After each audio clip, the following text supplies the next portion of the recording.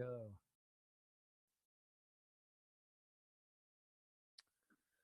All right, all right. My brothers and sisters, this is Garrett Bake, your brother in arms, and welcome to another episode of Awaken the Guardian. So today we have a special guest. This is the first time that I've actually had a guest not live in studio with me. So this is a new experience.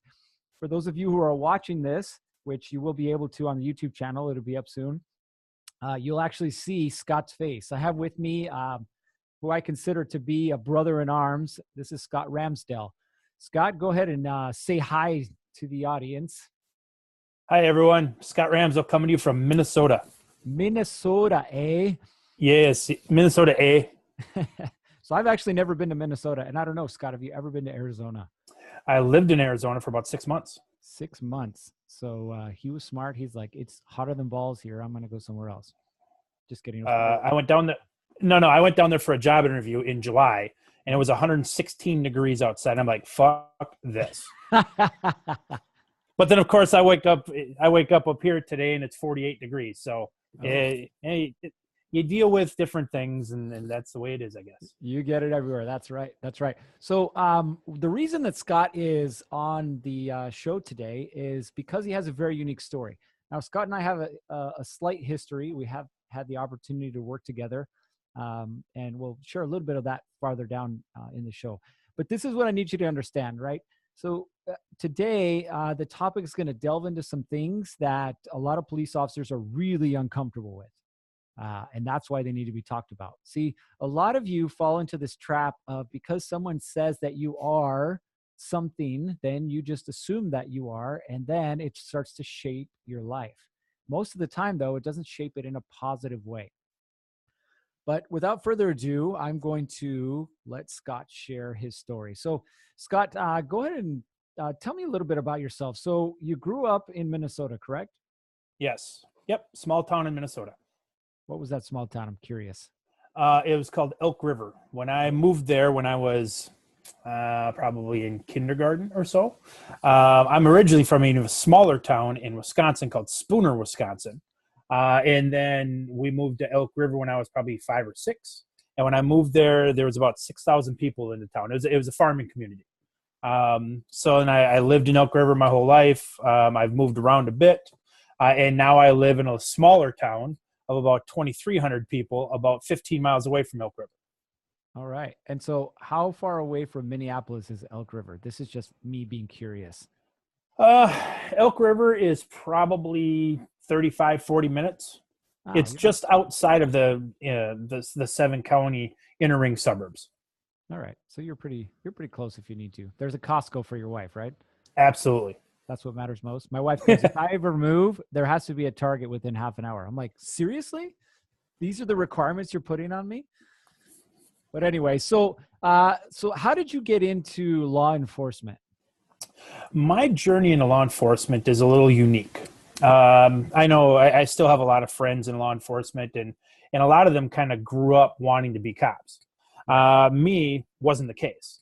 I went from high school, took a couple years off, met my wife, who's still my wife, and she inspired me to get my ass back in school.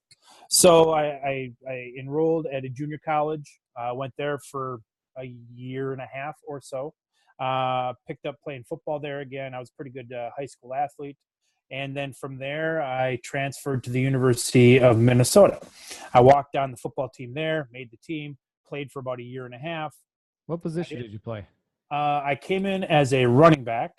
Then I moved to a linebacker. Then I moved to a safety, and I ended up going to a corner position and then pulling back to fullback. Keeping in mind, they tried me in the secondary, but at the time I was 245 pounds.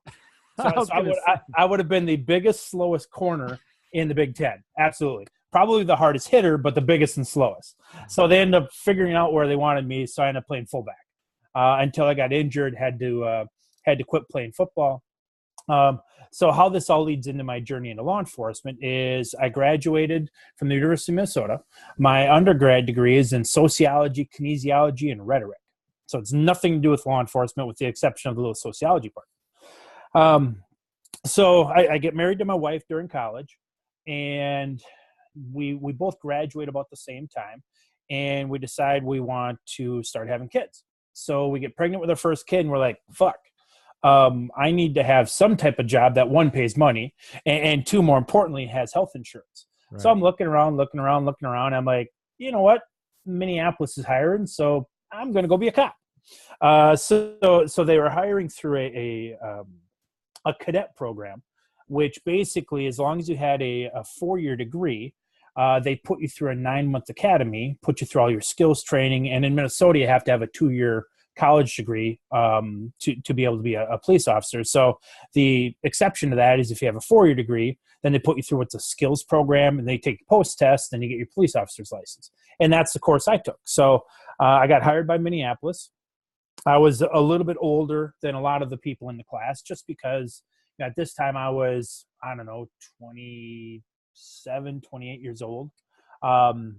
Went through 9 months of the academy. I finished first in my class, got voted this big award. So I had to give a keynote speaker at a graduation.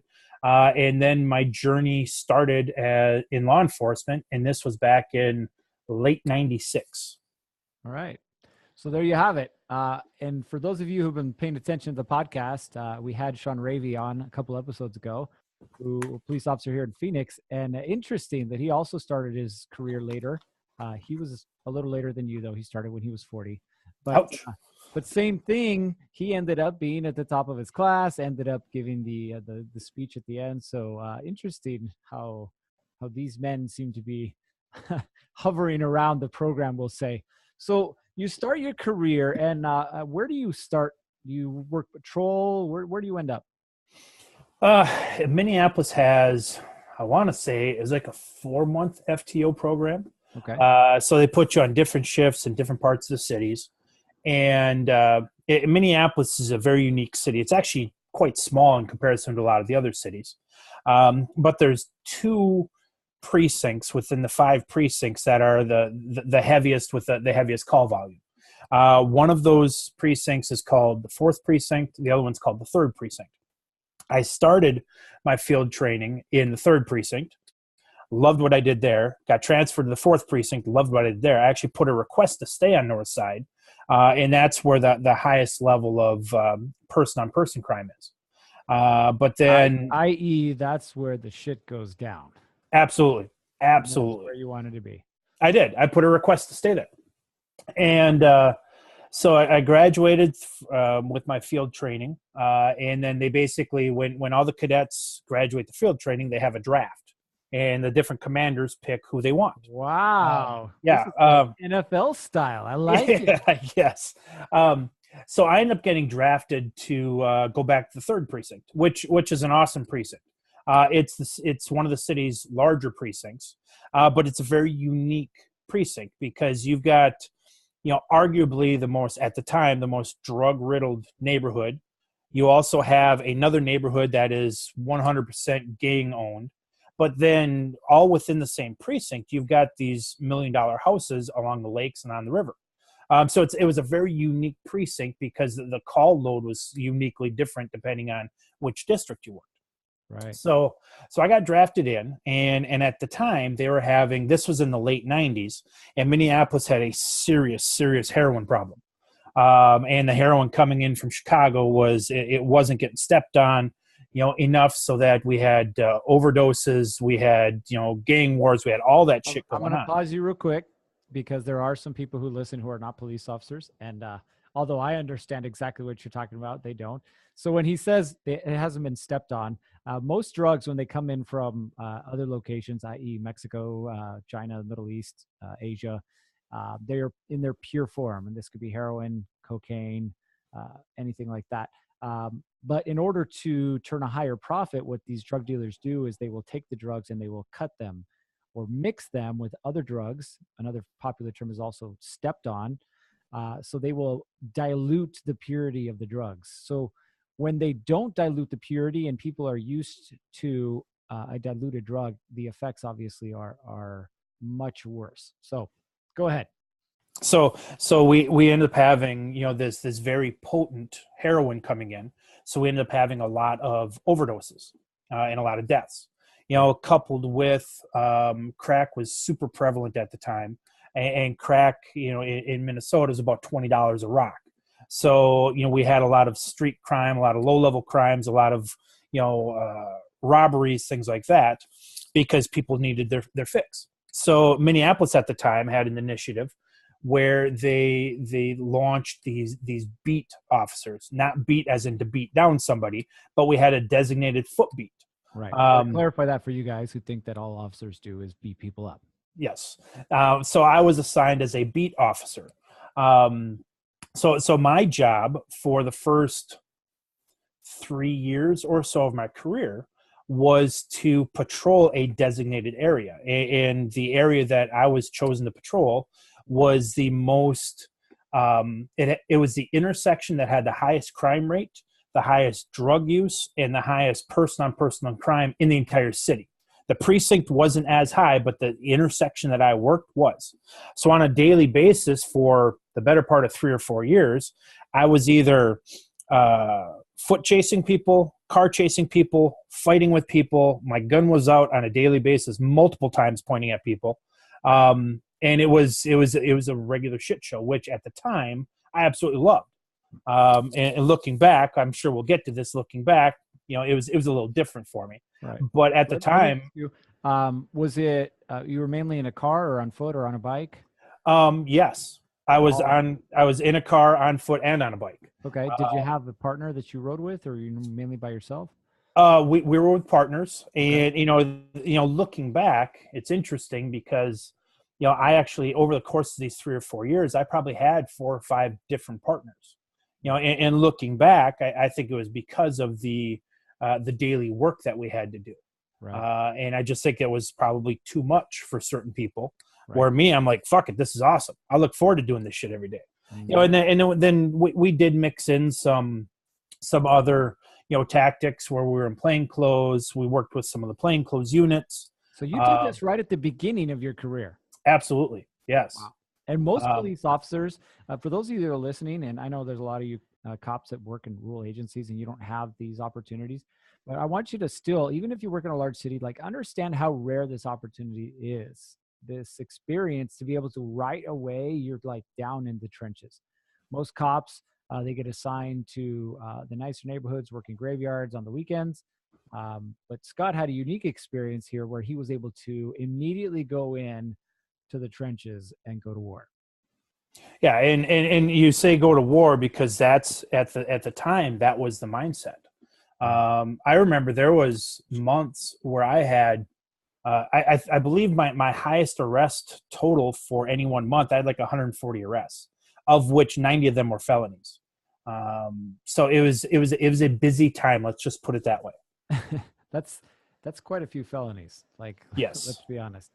So and it was all drugs and all violent crimes. So as you're doing this, what's going on with your personal life? What is your wife experiencing? What are you experiencing at home?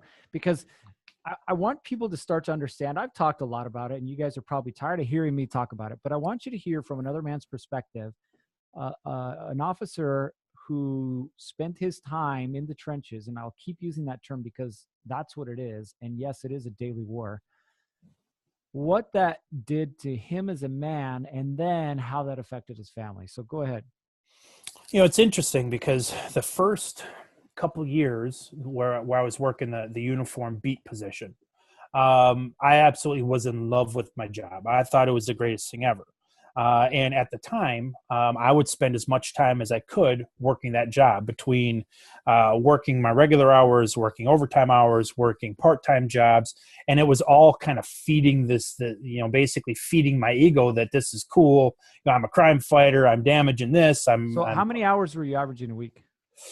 I think at that time, I was probably averaging, maybe 60 hours a week, give or take. So it wasn't anything crazy, but it was still enough time that it took me away from my home. Hold on. You just justified something right away. It wasn't anything crazy. Most people work a 40-hour week. Right. An 8 to 5 or something like that. Now, were you guys on 410s, 5/8? We were actually on 8-hour shifts. 5/8. Yeah. And, because we're a business beat, we worked Monday through Friday. So I actually had weekends off. You had weekends off, but in Monday through Friday, you were throwing in 60 hours. Absolutely. And then some of the part-time jobs and some of the overtime gigs took place over the weekend. Mm. So at the time I didn't know that I was doing this. Now in hindsight, obviously I realized what I was doing, but I was withdrawing from my family ever so slowly, Right. dumping myself into this adrenaline, dumping myself into this coolness factor. I'd show up at family gatherings. Now I was always the one with the cool stories and this, that, and the other thing. But what I was doing was really kind of sacrificing my family and my connectiveness with my family in exchange for this job. Hold on. So you're telling me that you were willing to sacrifice your family for the job? Absolutely. Yeah, at the time, absolutely. And in that career for the next 14 years or so, it got more and more and more. And I'm sure we'll talk about that here in a few minutes as I switched to a different position within the department. So I want you guys to see this. Like, Scott didn't become a police officer because he wanted to become a horrible husband or a horrible father. Scott didn't become a police officer because he wanted to go home and have nightmares about what happened on the street. Scott didn't become a police officer so he could get in fights and shootings and things like this. Scott became a police officer because he wanted what? Well, I wanted stability in the home. I wanted the income and the benefits to benefit my family. So think about this. Those of you who are listening, think about this. You're after stability for your family. You're after protection for your family, but you get into a career that tears you away from your family, and it literally starts to tear them apart.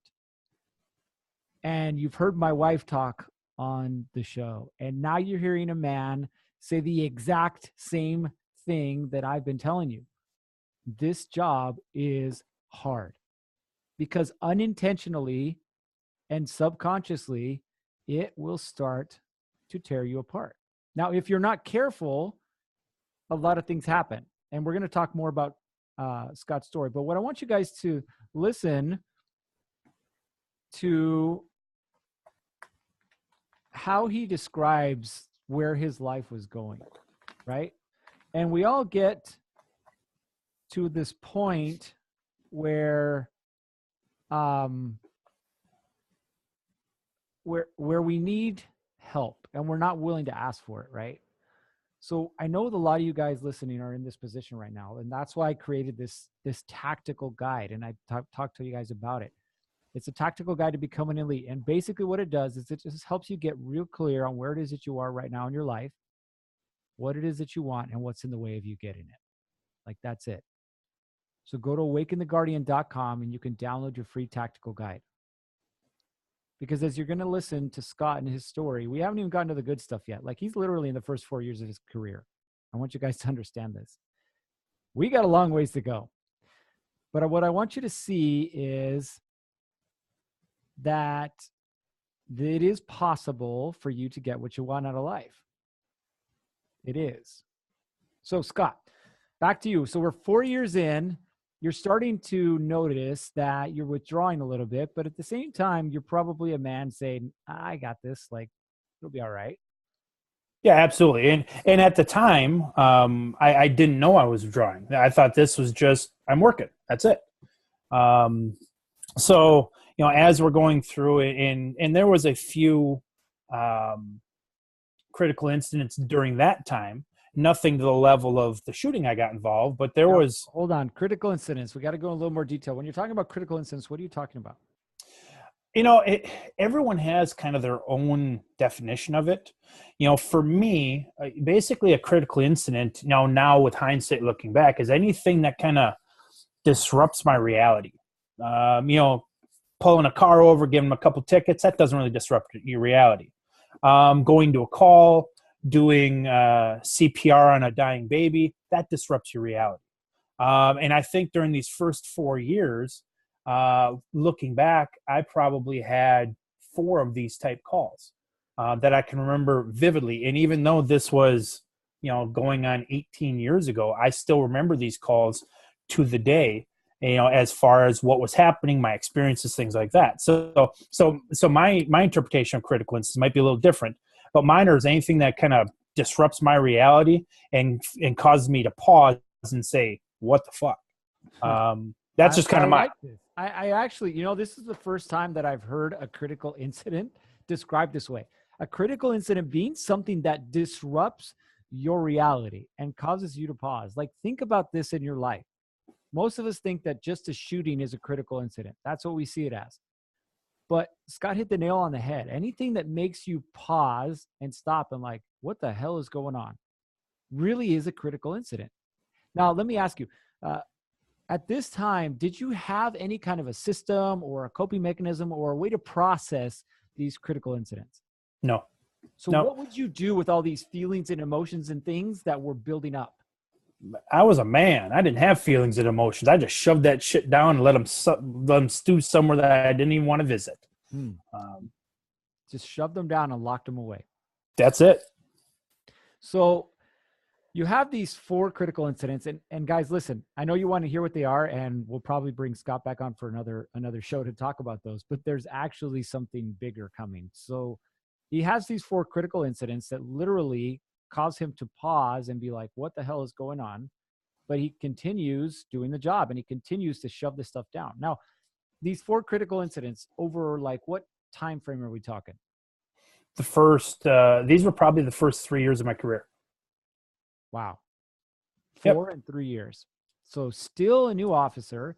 Yep. Because for those of you who have been on for a while, you know that it's about year 4 to 5 that you finally start to figure things out. So he's still a new officer trying to figure out how to be an officer. And by the way, here's 4 critical incidents. Let me see you handle this shit. So you're going through this and there's no way for you to process this stuff now. So you're just burying it away and you're just going to work. Yep. And just working some more. Now, so what happens after this? So, around probably about the 3-year mark. See, when I was working with this beat position, I was working with one of our plainclothes units a lot.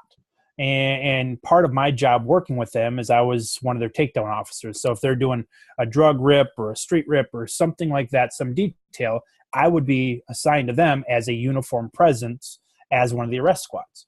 So through that, I got to know the guys, I got to know the unit. And then at a certain point, they asked me to join the unit. And that's where I moved into a plainclothes officer position, just about probably the 3-year mark, maybe the 3.5-year mark.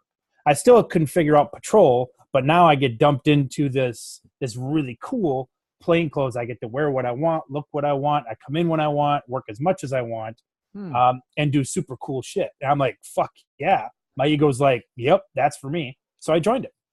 Okay, so you joined this plainclothes unit, and you probably did what most men do at this point. Most cops, they grow a beard. You probably started wearing some type of Dickies. Flannels. Okay, yes. Flannels, and then some cons, some sailors. Yep. Is it, the funny thing is, if there's any criminals that are actually listening to this, we're like going to give away all our trade secrets. Exactly. I knew it. Exactly. I knew it. Yep. Anyway, so the ego now is being fed even more, right? You've already got I'm a cop, I got a badge and a gun, but now you're like, check it out, like I got a badge and a gun, and you can't even see it. Exactly. And you can't see me. Yeah, you can't see me. Because I'm driving around in these cool ass, unmarked cars that everybody has. So I can be rolling down the same streets as a uniform officer. I can roll up to the same people as uniform officer, and they don't recognize me because I'm out of my uniform. I'm out of my squad. And this is the fucking coolest thing that I've ever done. Yeah. So the cool factor went through the roof. So what happens normally, Scott, when the cool factor at work goes through the roof? What happens in the personal life? It takes more of a shit because I wanted to spend more time doing this. And at the time, because of the way Minneapolis was going with the heroin and the crack and things like that, we had literally unlimited overtime. So I actually worked with called a CRT unit, which is a community response team. So our entire mission was drugs, guns, and gangs and prostitutes at a street level. So we were our own tactical unit. We did our own search warrants. We did our own execution of search warrants. We did our own street rips. And it was a small, very tight knit unit. So as I delved more into that and worked more overtime, worked more cases, all of that, I spent less and less time at home and became further and further disconnected at home. So at this point, how many children did you have? 2. So you had 2 girls, correct? Correct. So you had 2 little girls and a wife. And where were you spending the majority of your time? Oh, I was at work. We worked some shifts because we're constantly chasing the dope. So we would do whatever job it was. We grab that person, flip that person, go to the next level up, flip that person, go to the next level up. I remember there was a couple of instances where we worked 36 hours straight. Mm. Oh, this is, you guys don't even get this. Like, I haven't told Scott anything about the details of anything that I've talked about. And literally, Scott, on this show, I have said that I've worked 36-hour shifts before.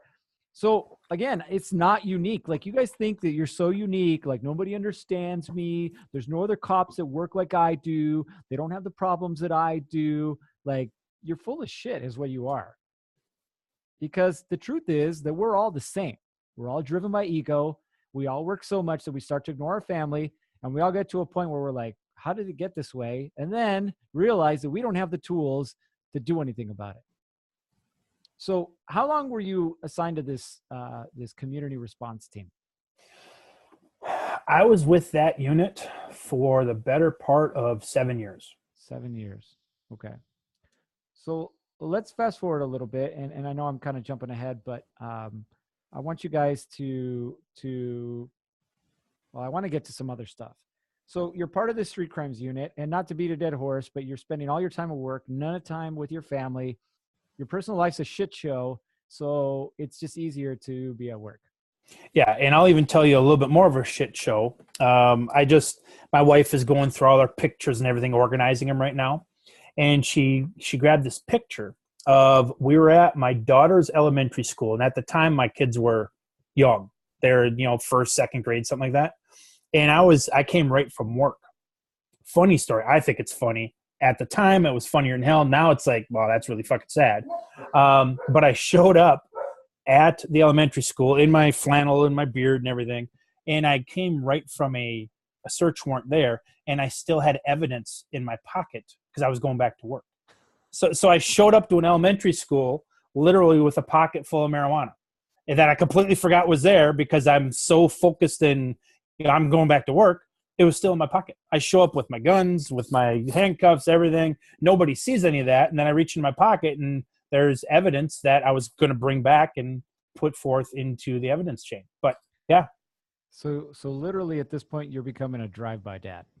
Absolutely. Yes. That's a perfect term for it. Absolutely. I just thought about that, by the way. I'm going to market it or something. But it's really sad. I know. And you guys, I know you're probably listening to this going, what in the hell is wrong with these two guys? They're literally talking about their lives being shit shows and they're laughing about it. Well, the only reason we're laughing about it is because we've come through on the other side. So absolutely. Yes, things are about to get more serious. So you're living this lifestyle of the drive-by dad, right? Your kids know that you exist simply because you provide a paycheck. Your wife knows that you exist because, well, there's a house and food on the table. But emotionally, there is zero connection. Correct. So you continue down this cycle, right? Not even really paying much attention because you are so busy at work. And you end up having another critical incident. Yes. And this was, you talk about the whole 4-year mark, this was 4 years in. So I had only been on the plainclothes unit for probably just a few months when this critical incident happened. I remember the date was November 21st of 2000. The reason I remember the date is because it was the night before my daughter's 4th birthday. The night before your daughter's 4th birthday. Yep. And what happened? All right. So the short version is we set up a controlled buy of a half a pound of marijuana. So we had the undercover officers in play. I was plainclothes. I was one of the takedown officers. And we were actually and this actually didn't take place in Minneapolis. This actually took place in a neighboring city called St. Paul. So we go over there, we set up, we have all the takedown words, we've got uniforms with us, all this, that, and the other thing. We're fully prepared, or at least we think we're prepared. We know who's coming. We know what kind of car they're in. We set up the controlled buy to go down in a public place in a parking lot. The guy shows up. The undercover makes the audible takedown word, and we move in for the arrest. And that's when the fucking shit show started. So you're working at covering an undercover detective as he conducts a transaction, which happens quite frequently, if I'm not mistaken, especially in these larger areas. When I worked narcotics, literally it was multiple times a day that we were doing these, especially on these lower level deals. I mean, it's like you finish one and you could literally be in the same parking lot and just do another. Yep. So I'm not going to say that it's routine, because it's not routine, but it happens a lot. So you're part of this cover team, making sure that he's okay, and then you get the signal that it's time to move in for the arrest. So what happens? So normally, I'm the driver of the car. But for some reason, in this instance, I was the passenger in the car with my partner driving. So we were supposed to wait for the marked cars to move in and make the arrest. My partner, being super ramped up and super ego driven, turns the corner, and we're one of the very first cars in the parking lot. The uniforms are still behind us. We're in plain clothes. We have badges. But my partner pulls in, does not block the car in, because they're still sitting in their car. He pulls up kind of next to and behind the car, still allowing the car an avenue out. So I'm forced then to exit the passenger side of our car, swoop around behind our car, behind the bad guy's car, to cover them until we can move in and make the arrest. At this point, the badge is out, the gun is out, the gun is pointed at the bad guys. We're announcing ourselves. We're doing everything by the book at this point. But at this point, the bad guy decides he does not want to be arrested on this night. Okay, and we're using nice terms. The bad guy decides he does not want to be arrested. What does this mean for somebody who has no idea exactly what you're talking about? What this means is this asshole decides to throw his car in reverse, throw it in drive, and try to drive over me in an attempt to exit the parking lot and avoid arrest. So where were you positioned at this moment? At this moment, I was off the driver's side kind of rear quarter panel with my gun pointed at the driver. He throws it in reverse, tires squeal. I still remember all this, the noise, the sound, all that. Throws in reverse, pulls kind of a reverse Rockford. So he backs up, flips his front end around, which forces me to retreat even more. Otherwise, I get hit by the car. His passenger mirror hits my partner, pulls him to the ground. By this point, he flips it around. I'm literally off the front of his car. He drops it in drive and commences to try to run me over. So he's trying to run you over, and you are literally like, oh, shit. At this point, I didn't even have a chance to say, oh, shit, because before I knew it, I was on the hood of his car. So you're on the hood of his car, and he's driving, trying to get away, trying to exit this parking lot. And he's obviously, he knows who you are. Yep. There's no doubt at this moment. Yep. So you're on the hood of this car's car as he's trying to leave. Like, what's going through your mind? At this point, nothing goes through my mind aside from, holy shit, this guy's trying to kill me. So when that action happens, I respond accordingly. Okay. And by respond accordingly, what happened? I shot this fucking guy through his windshield. You shot him through the windshield. How many times did you shoot? Keeping in mind, this all happens in about a second. But between the start of the incident and by the time he's pulling out of the parking lot, I throw 11 rounds into this guy's car. 11 rounds. And do you eventually roll off the hood? You jump off? Like, what happens? Nope. I started shooting as he makes contact with me. From the witness officers, it was something out of a fucking Lethal Weapon movie. I literally hit the hood, fired as I'm getting hit by the car, roll off the passenger side, and the witness officers thought I was being drugged down the street because I hit the ground. But then I did whatever, tucked and rolled, and I continued firing at the car. And what we find out later is the minute I started firing at this guy, he was dead. He was shot directly in the heart. He just didn't know it. He drove another 4 or 5 blocks down the road and crashed into a church. So he literally is still escaping, and your partners have no idea what the hell's going on. They just see you. They hear the gunshots. They hear you hit the ground or see you hit the ground, and then he's peeling out of there. Yeah. And if I remember right, I fired 11 rounds. My passenger that got kind of hit by the passenger mirror, he fired maybe 1 or 2 rounds. And the undercover officer fired 1 round. So he exits a parking lot. You're not even sure if you've been hit. You don't even know what the hell's going on. Like what after he exits the parking lot and you realize I just shot this guy, like how are you attempting to process what's going on? It's interesting because I remember exactly what happened at this point, because I remember rolling off, car's driving away. I'm still firing at this guy. The back window gets blown out of the car. And then I stand up, and me, my partner, and the undercover start running down the sidewalk. It was probably maybe 15, 20 yards. And I remember we stopped, and I looked at them, and I still remember to this day, and it's on the recording of the event because everything was recorded. I think I said something to the effect of, well, that went well. And then we walked back to the parking lot, not knowing at this point, if we hit him, if he was getting away, then the uniform squads get there, and it's obviously a shit show at this point. And then we find out he crashed into the church later, and he died at the scene. So how long did it take for that adrenaline dump to actually hit? Like when you started to feel it? Because we've all felt it. Not all of us have been in shootings, but we've all felt it where it's this overwhelming, like, whoa, like, what am I doing? Legs get a little wobbly, like. It's an interesting question. I don't know exactly how long it took, but I do remember we walked back to the parking lot, and there was kind of a parking barricade along one side of the parking lot. And that's where I sat down, and that's when it just fucking hit me what just happened. So between the start of the incident to that point, I would say probably 5 minutes, maybe, I'm guessing.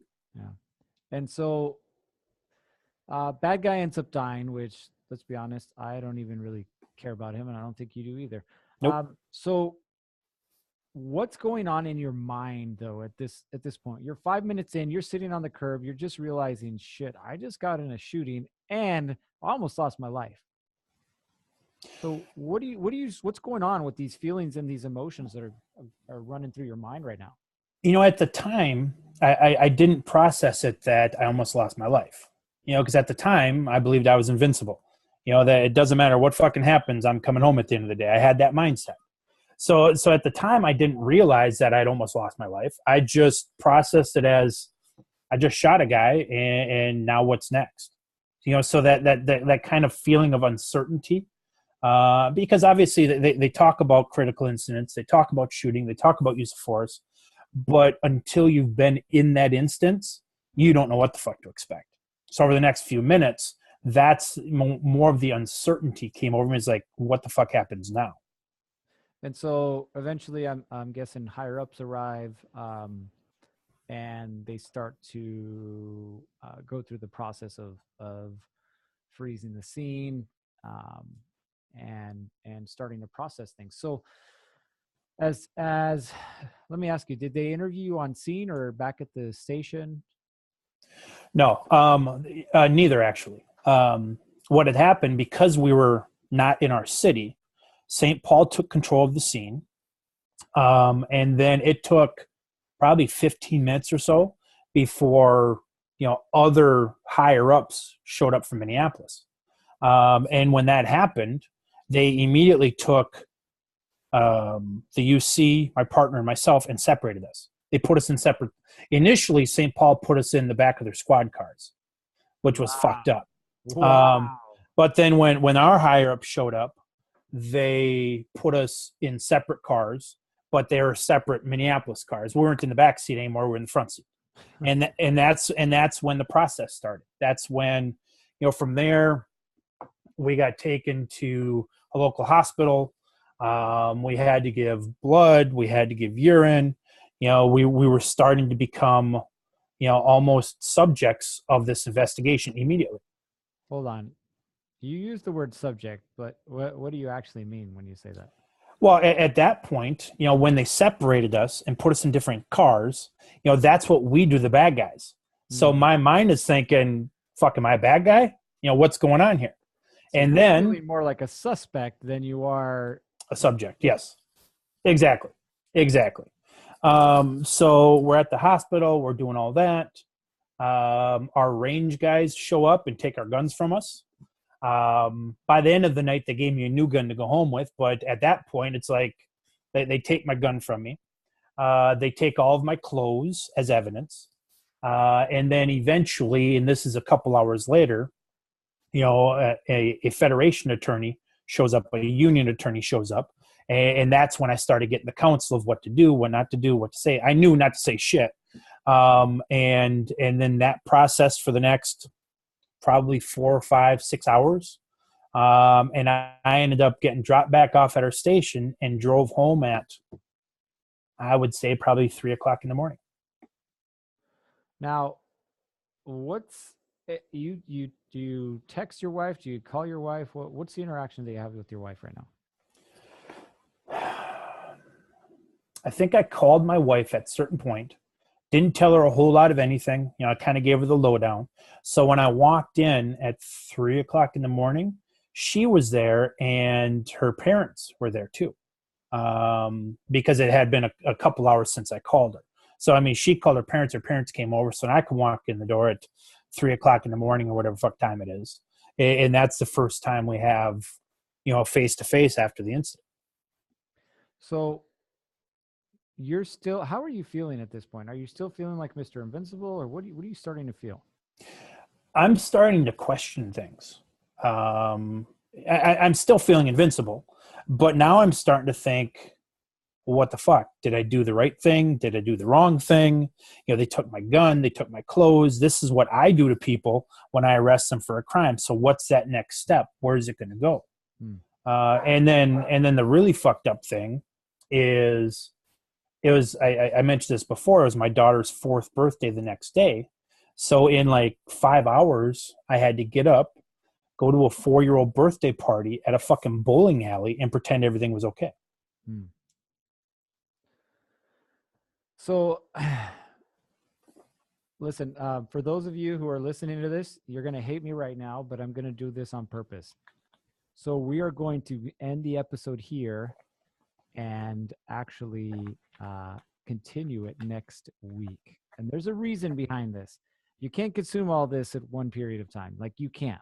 Everything that we've talked about over the last 45 minutes or so, you got to process. Like, you got to be able to process where it was that he was at, how that relates to you, the same way he was processing his feelings and emotions, how you felt yourself, if you've been in one of these incidences or around it. Like, this is going to take some time to digest. So we're going to end this episode here. And I know I normally have this like cool closing. Just kidding. It's not really cool. But we're going to end this here. I'm going to let you know that we're going to continue this one next week. So before we finish this episode, I want you guys to know that there is a way for you to process this. And we're going to talk about that next week. But the shortcut and the easy way for you is to go to somebody who actually speaks cop language, who's actually experienced what you've experienced. And that's why I created this tactical guide. See, there's nothing out there that was written by a cop for a cop. What exists out there is a bunch of psychologists telling you that you're screwed up and you should probably take a pill. The problem is that actually doesn't solve anything. So go to awakentheguardian.com and download your free tactical guide.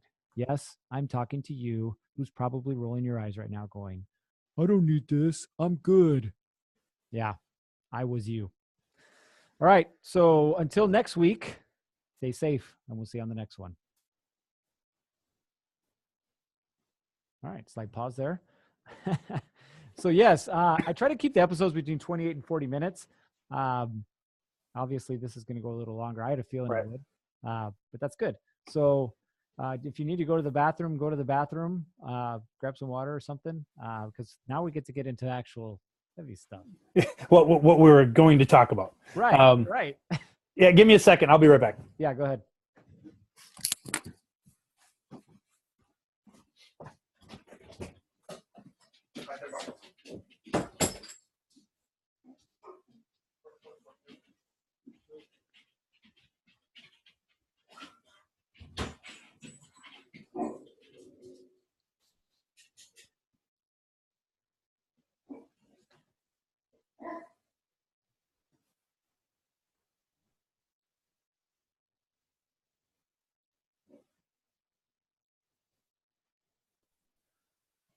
Hello, hello, my brothers and sisters. This is Garrett Bake, your brother in arms, and welcome to another episode of Awaken the Guardian. Today we're continuing our conversation that we started last week. If you were here last week, you will know that former Minneapolis PD, 14-year veteran Scott Ramsdell was our guest, and he is also our guest this week. But we're continuing his story.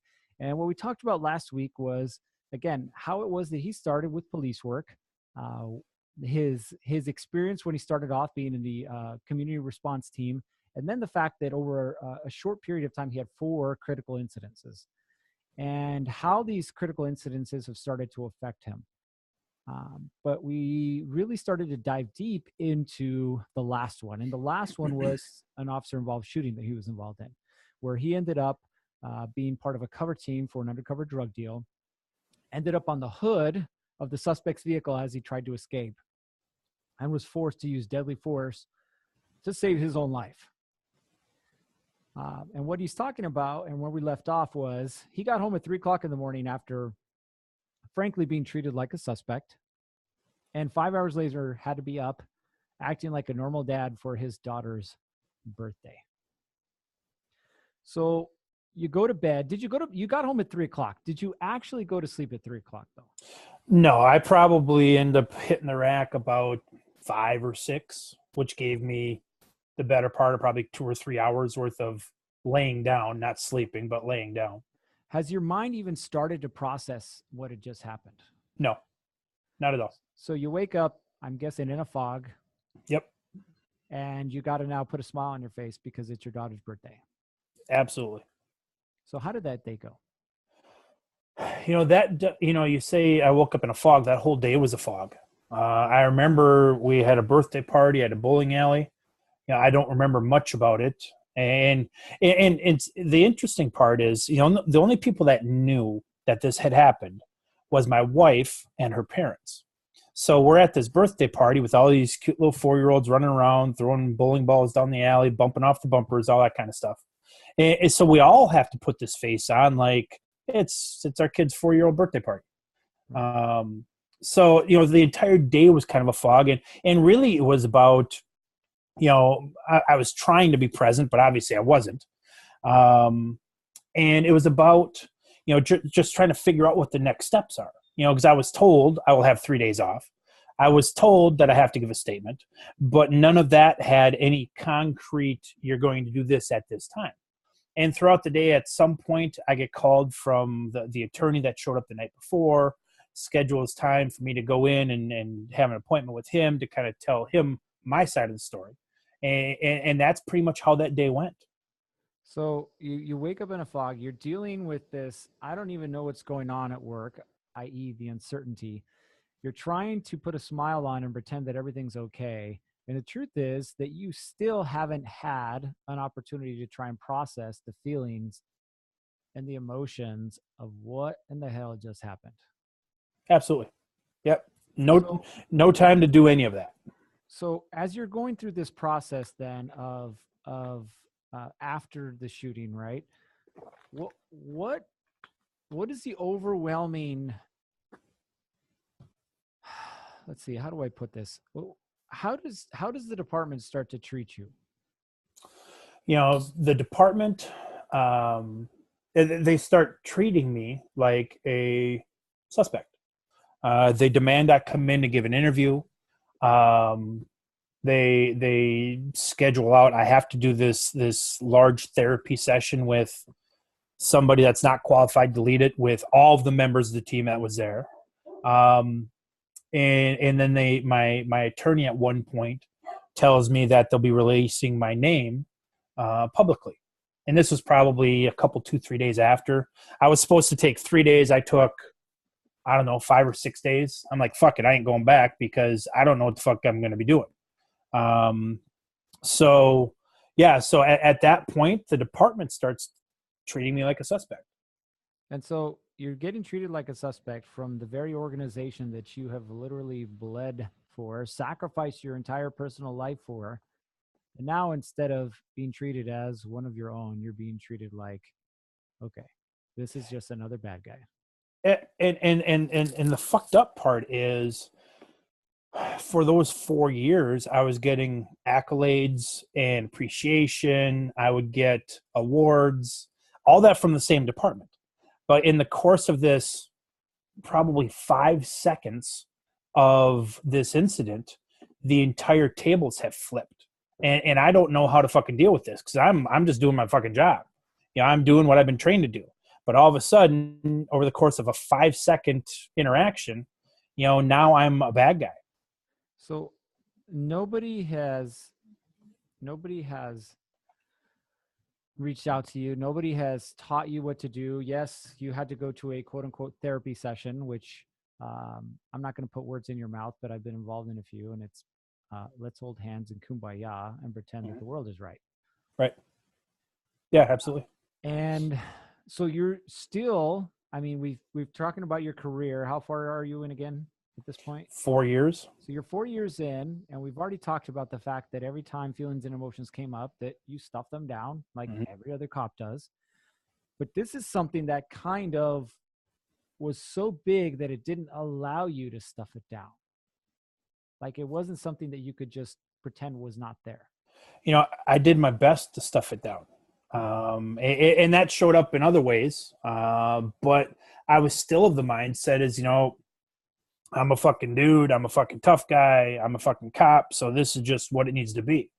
And that started presenting, you know, looking back, that started presenting a very difficult, I guess, fight within myself because, you know, I'm supposed to stuff it down. I'm supposed to be the tough guy. I'm supposed to be invincible. But now all of a sudden I'm starting to feel feelings that I haven't recognized.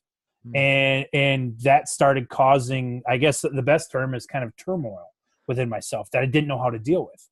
I love what you just said, because what ends up happening to all police officers that are involved in any type of critical incident is you're feeling that you're fighting against the department. You feel like you're fighting against the public. Oh, and now you're fighting against yourself.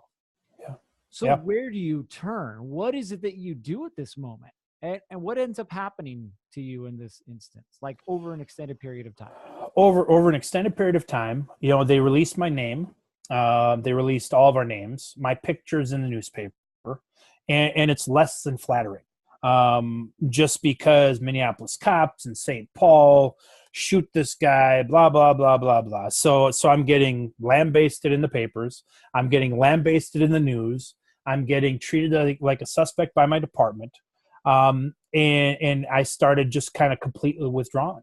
So fast forward a couple weeks, you know, I go back to the job and I went back to the same fucking unit that I was in before. There was no transition. There was no nothing. I just went back working cases again. I have contacts with my attorney. I then get notified that I have to testify before a grand jury. Now I'm thinking shit's getting real serious. Right. So I have to go give testimony before a grand jury. I do that. That's scary as shit. That's something that I wasn't prepared to deal with. And then over the course of this couple, 2, 3, 4 weeks, 5 weeks after the incident, all this shit's happening.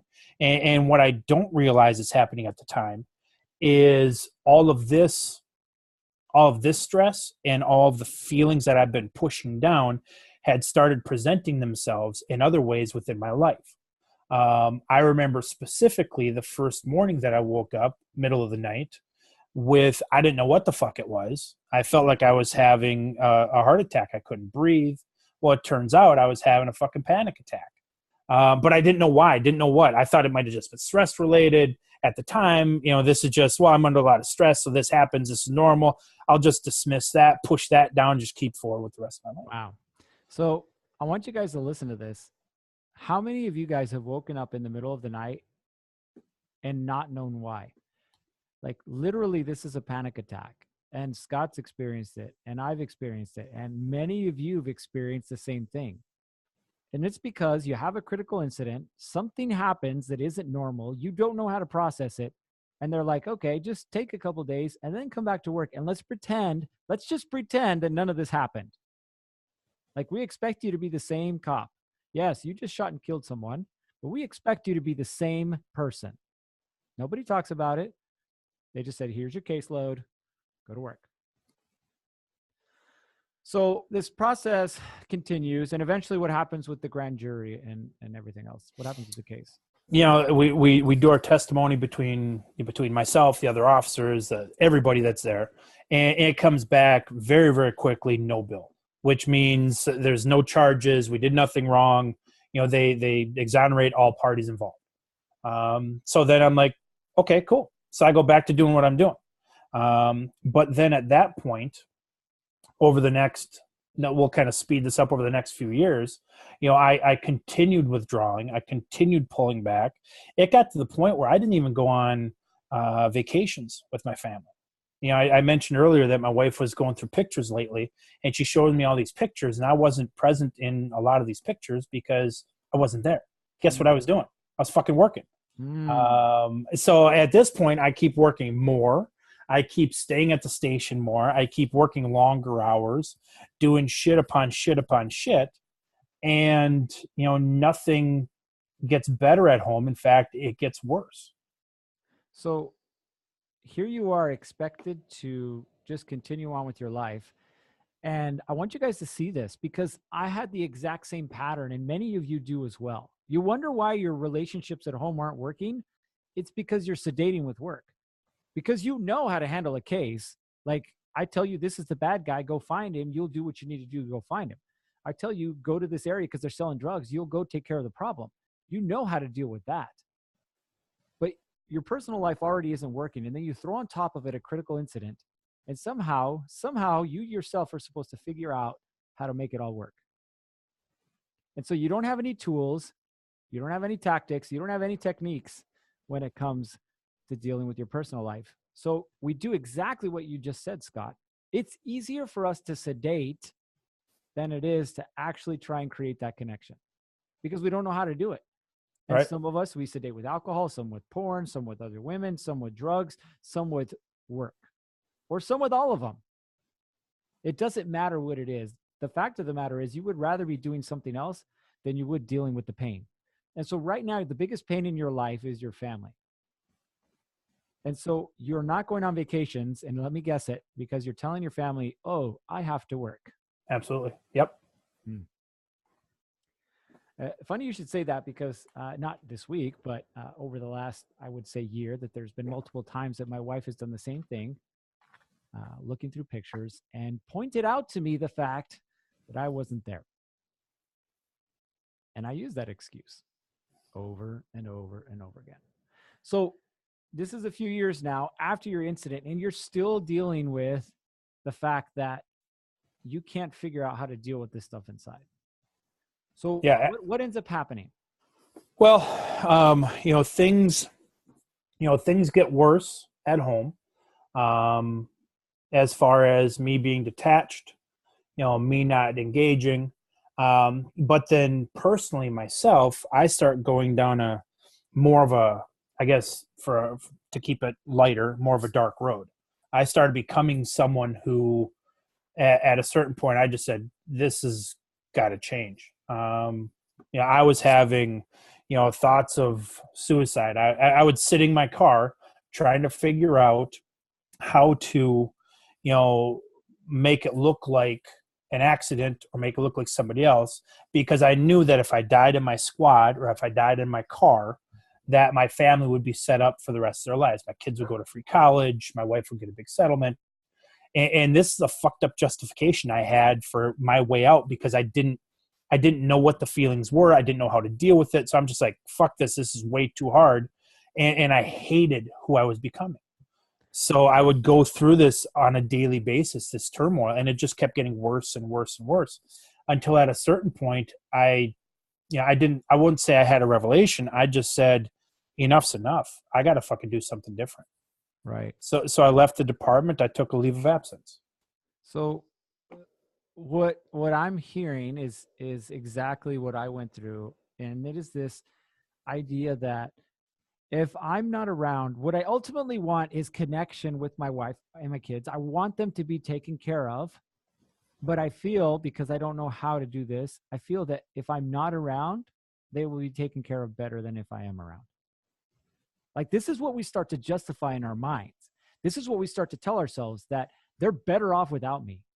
I don't know how to process this. So instead of learning how to process it, they're better off without me. And so you take this leave of absence, and what happens? Take the leave of absence. And while I've been being a police officer for all these years, my other interest, and like I said, I didn't get into police work like a lot of cops do. I didn't have a lot of friends within the police networks. I didn't go out drinking with the cops and doing that. My outlet on the side was I was always involved in fitness. I always had a gym, personal training business, something like that on the side. So, when I decided that I didn't like who I was becoming, I took the leave from the department. I interviewed for a job. This one I actually came to Arizona and interviewed with a fitness education company down there. And I got hired by them. So that provided me my out from the job, who I thought at the time making me who I didn't like to become. And, I escaped that by getting this awesome job with this new company, with this new direction, but it didn't change anything internally. Wow. I love that you said that. We're looking to escape, i.e. run away from what's going on inside. But the truth is, it's not going to change. Like, you can change your hat. You can be a police officer or a fireman or a landscaper or a business owner or a pastor. You could change it. But what hasn't changed yet is what's going on inside. And so you leave police work and you start down this new path. And how long does this go on before you realize I'm still all messed up inside? Well, that part never changed. That part is like, I've got this new shiny new job. But looking back, the really fucked up part of this is when I was working police work, I would, stay at work and work long hours. Well, now I got this job working for a company in Arizona. So I literally would live in Arizona for the better part of a month and then travel home for a couple days and then go back to Arizona. Wow. And I did this for the first 6 months of this job. So even though it was a shiny new hat, I pulled myself further away from my family by not even being there for the next 6 months. That changed after 6 months with the job. I was able to work remotely, but looking back, I pulled myself further away from my family by actually moving across the fucking country. Right. So how long was it before you came across the Warrior program? So I left the department in, I want to say about 2000. I worked for this company for the better part of 4 years, and keeping in mind that shit just kept getting worse and worse and worse, ever so slightly with myself. Sleep patterns were more interrupted. I had this really strange, uneasy feeling. It turns out it was anxiety. I had this depression cloud kind of hang over, and it just kind of got worse and worse and worse until late fall of 2017. And that's when the fucking wheels literally fell off the fucking turnip truck. Because looking back over the course of the previous, decade or better, I had these little glimpses of shit just not going well with myself. It started with, kind of a mild panic attack. It started with some feelings of anxiety. It started with some feelings of depression. And those, as the years went on, got worse and worse and worse and worse until this last fall, the fall of 2017. I woke up in the middle of the night in just the biggest panic I ever had. I felt as though I was having a heart attack. This was the worst panic attack I'd ever had, and I had several of them. And I justified them as, oh, I'm stressed. Oh, I've got things going on, and I found little ways to kind of mitigate the symptoms, but I never really addressed the underlying what the fuck is causing this.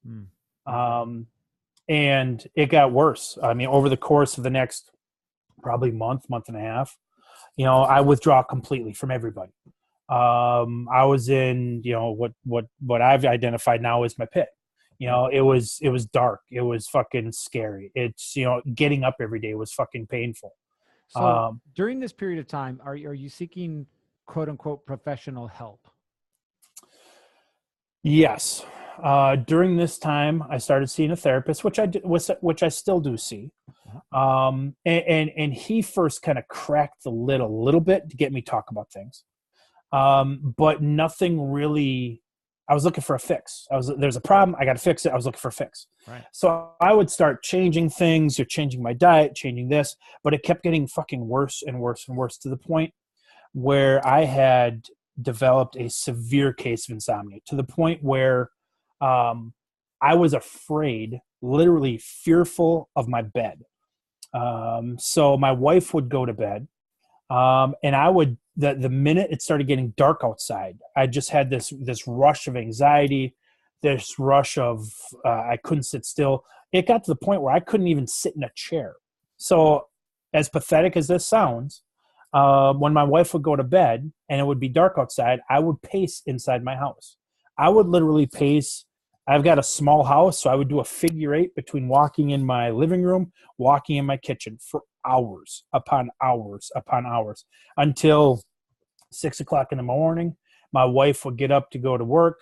Then I would finally go crash out for 2 hours, wake up a couple hours later, and start the cycle all over again.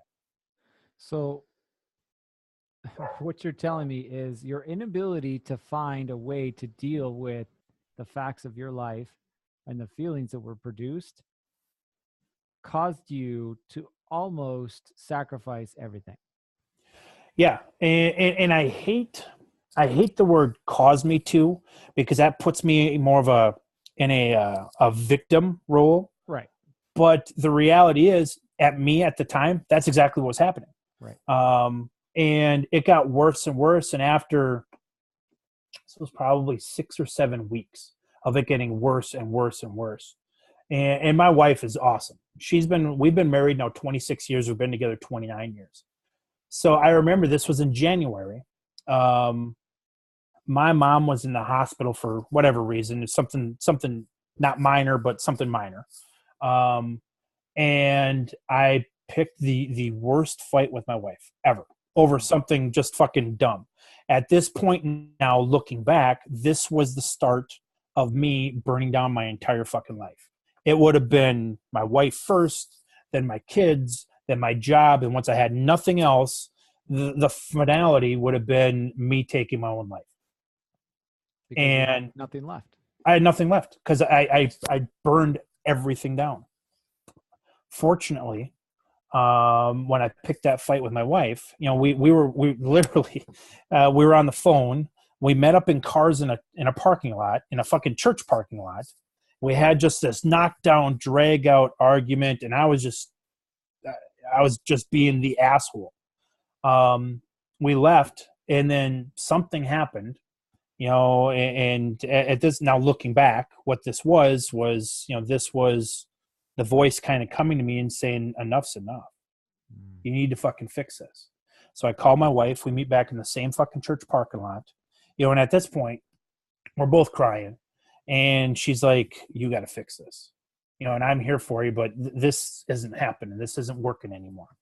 So that started my journey of really looking at, some way to fix it. And that's, at that point, is when I found Warrior.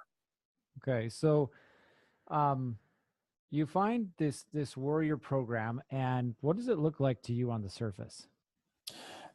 On the surface, it looks like this is everything I dreamed about. It's ego driven. It's dudes. We're in black. We're fucking getting back to that shit. So I'm like, fuck yeah, that's what it is. It looks hard. I'm going to do this. Little did I know it was that was what it looked like, but the reality was something completely fucking different. So you and I interact in this program. For those of you, that's all of you. You don't understand. I am actually a certified trainer for this program, and at this point, I was coaching directly with Scott and another group of 17 other men. And Scott is going through this process of uncovering the truth and the facts in his life.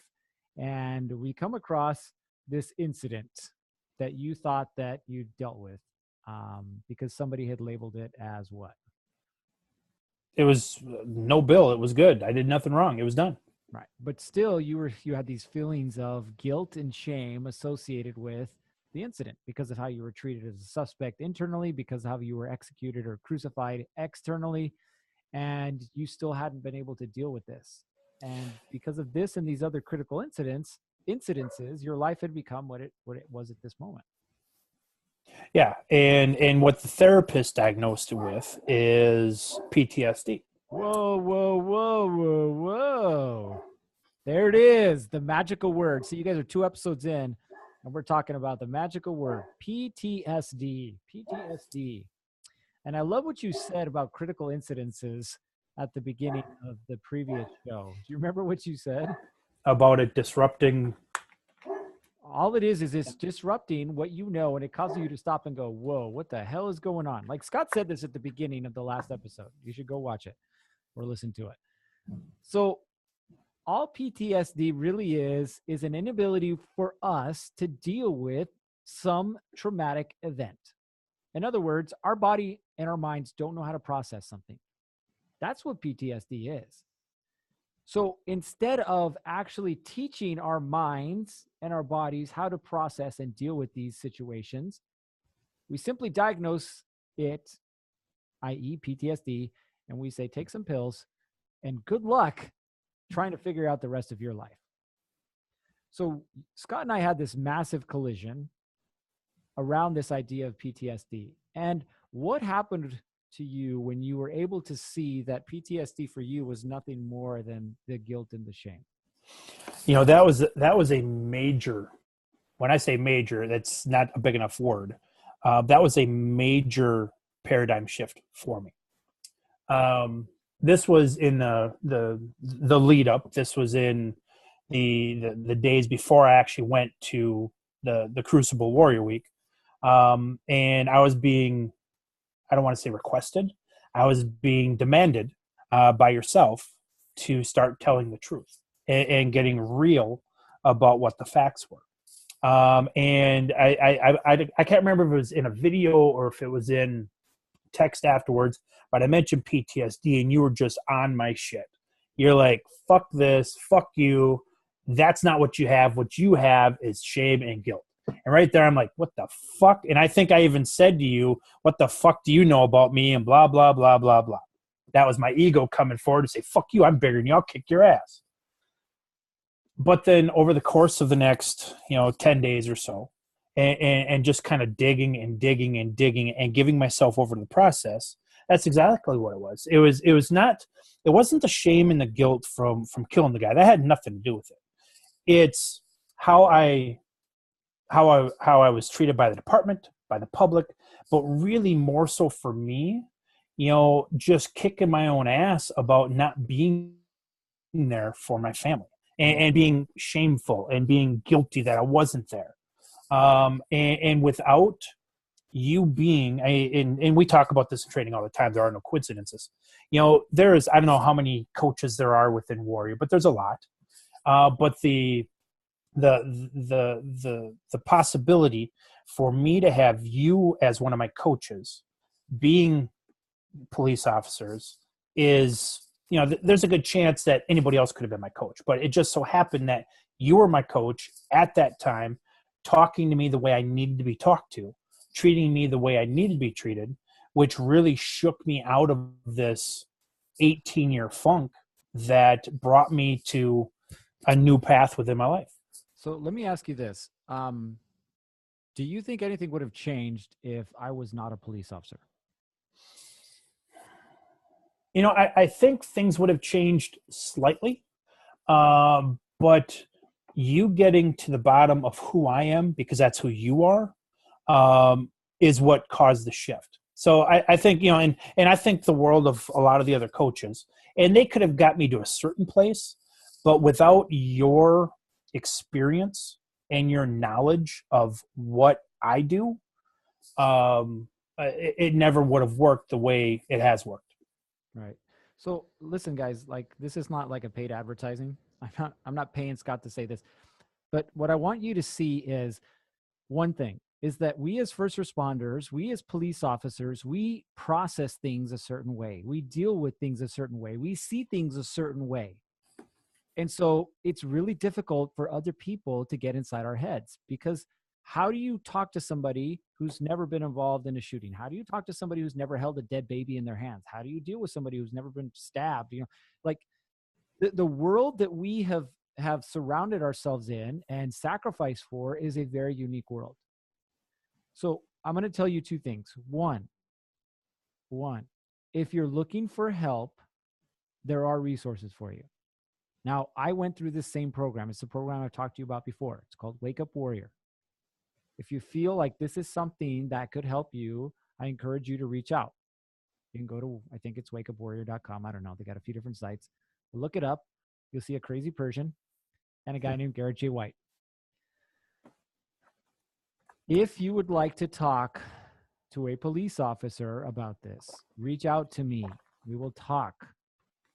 Like, I want you to listen to what Scott is saying. It doesn't matter what it is that you do, but you need to do something because your life isn't working right now. And eventually you're going to get to a point where you're going to think about ending it all. Why are there so many police officer suicides? Why are there more police officer suicides than there are officers killed in the line of duty? It's because we don't know how to deal with the shit in our head. Period. That's it. And so what I do is I teach this same program, but it's tailored to police officers. That's it. It's the same program Scott went through. It's the same program I went through, but I tailored to police officers. Why? Because I was one for so long. Because I've experienced this. Because I've fallen down. Because I've almost given up. But most importantly, because I've found a way out. And I want to share that with you. Scott, let's talk about your life right now. Like, what has your life been like? Because how many months ago did you go through this process? It started in May, right? Yeah, so 3 months ago. Yep. So the whole process, you're about 4 months into this. How has your life shifted in the last 4 months? Dude, it's fucking completely different. My life prior to going through this, I can explain it this way.